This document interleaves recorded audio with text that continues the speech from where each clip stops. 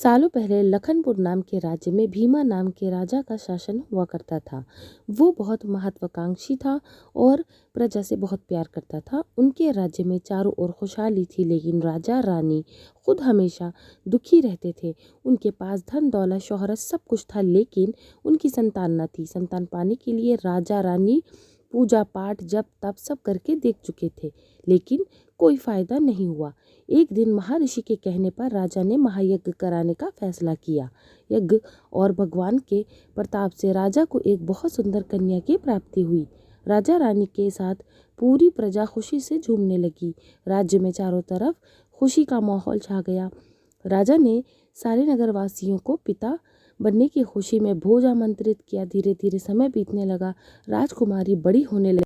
वो काफी सुंदर और गुणवान थी। राजा रानी उसे देखकर ही खुश रहने लगे, लेकिन एक दिन उनकी खुशी को माने जैसे नजर लग गई। राजकुमारी बीमार पड़ गई। बड़े बड़े वैद्य नीम हकीम सब इलाज में जुटे, लेकिन कोई फायदा नहीं हुआ। दिन प्रतिदिन राजकुमारी की हालत बिगड़ती जा रही थी। राजकुमारी के ऊपर कोई दवा असर नहीं कर रही थी। राजा को लगने लगा कि वो एक बार फिर अपने निसंतान हो जाएंगे। एक दिन दूर देश से एक वैद्य आया और महल पहुंचा। देखने में वो अजीब सा था और उसे ठीक तरह से कपड़े भी नहीं पहने हुए थे, जिस वजह से सैनिकों ने उसे राजमहल में प्रवेश करने से रोक दिया।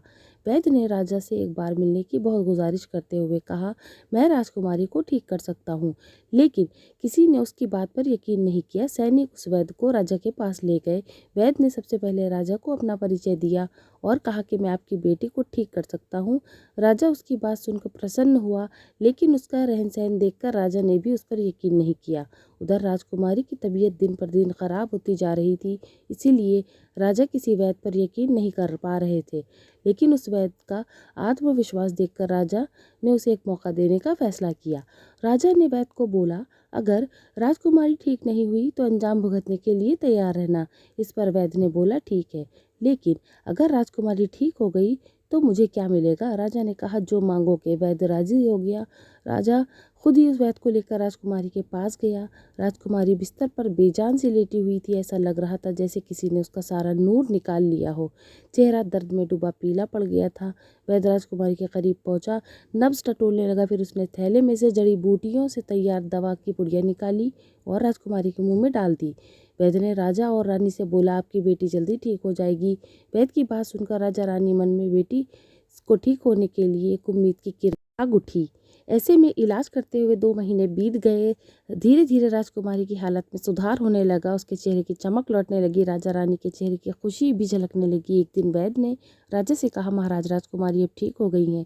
1 महीने की पुड़िया बनाकर दे रहा हूँ, इसे समय पर राजकुमारी को देते रहना। इसके बाद राजकुमारी पूरी तरह स्वस्थ हो जाएंगी। ये बीमारी दोबारा उनके पास नहीं भटकेगी। अगले दिन राजा ने वैद्य को अपने पास बुलाया और कहा कि वादे के मुताबिक मैं तुम्हारा इनाम देना चाहता हूँ। बताओ तुम्हें क्या चाहिए? वैद्य बोला, सोच लीजिए राजा जी, आप अपने वादे पर कायम रह पाएंगे? राजा बोला, तुमने मेरी बेटी को स्वस्थ किया है, बोलो क्या मांगते हो? वैद्य ने मुस्कुराते हुए कहा, आपका आधा राज्य और बेटी का हाथ। इतना सुनते ही राजा आग बबूला हो गया और कड़कते हुए कहा, तुम होश में तो हो? अगर तुमने मेरी बेटी के प्राणों की रक्षा न की होती तो अब तक यमलोक पहुंच गए होते। उसने सैनिकों के आदेश दिया, इसे राज्य से बाहर निकाल दो। वैद्य कुटिलता से मुस्कुराते हुए वहां से चला गया। इस घटना के कुछ दिन के बीते ही थे कि एक दिन फिर राजकुमारी की हालत बिगड़ गई। उसका शरीर नीला पड़ गया। आनन फानन राजवैद्य को बुलाया गया। राजवैद्य ने बताया कि राजकुमारी को जहर दिया गया है, इसका तोड़ किसी के पास नहीं है।